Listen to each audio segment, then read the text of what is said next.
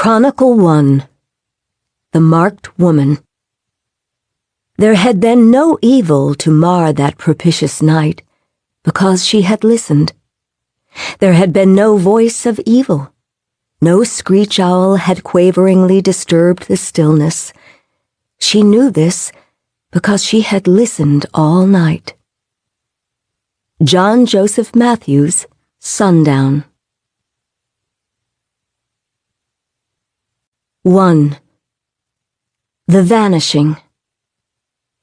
In April, millions of tiny flowers spread over the Blackjack Hills and vast prairies in the Osage Territory of Oklahoma.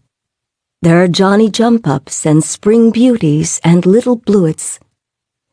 The Osage writer John Joseph Matthews observed that the galaxy of petals makes it look as if the gods had left confetti. In May, when coyotes howl beneath an unnervingly large moon, taller plants, such as spiderworts and black-eyed Susans, begin to creep over the tinier blooms, stealing their light and water. The necks of the smaller flowers break, and their petals flutter away, and before long they are buried underground.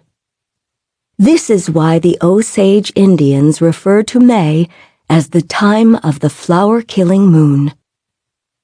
On May 24th, 1921, Molly Burkhart, a resident of the Osage settlement town of Gray Horse, Oklahoma, began to fear that something had happened to one of her 3 sisters, Anna Brown. 34 and less than a year older than Molly, Anna had disappeared 3 days earlier. She had often gone on sprees, as her family disparagingly called them, dancing and drinking with friends until dawn. But this time, one night had passed, and then another, and Anna had not shown up on Molly's front stoop as she usually did, with her long black hair slightly frayed and her dark eyes shining like glass. When Anna came inside, she liked to slip off her shoes, and Molly missed the comforting sound of her moving, unhurried, through the house. Instead, there was a silence as still as the plains. Molly had already lost her sister Minnie nearly 3 years earlier. Her death had come with shocking speed, and though doctors had attributed it to a peculiar wasting illness, Molly harbored doubts. Minnie had been only 27 and had always been in perfect health. Like their parents, Molly and her sisters had their names inscribed on the Osage roll, which meant that they were among the registered members of the tribe. It also meant that they possessed a fortune.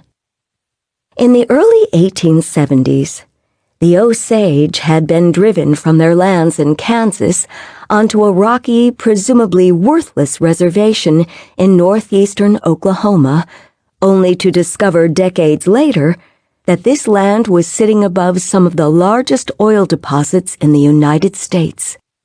To obtain that oil, prospectors had to pay the Osage for leases and royalties. In the early 20th century, each person on the tribal roll began receiving a quarterly check. The amount was initially for only a few dollars, but over time, as more oil was tapped, the dividends grew into the hundreds, then the thousands, and virtually every year the payments increased, like the prairie creeks that joined to form the wide, muddy Cimarron, until the tribe members had collectively accumulated millions and millions of dollars. In 1923 alone, the tribe took in more than $30 million, the equivalent today of more than $400 million. The Osage were considered the wealthiest people per capita in the world. Lo and behold, the New York Weekly Outlook exclaimed, the Indian, instead of starving to death, enjoys a steady income that turns bankers green with envy. The public had become transfixed by the tribe's prosperity, which belied the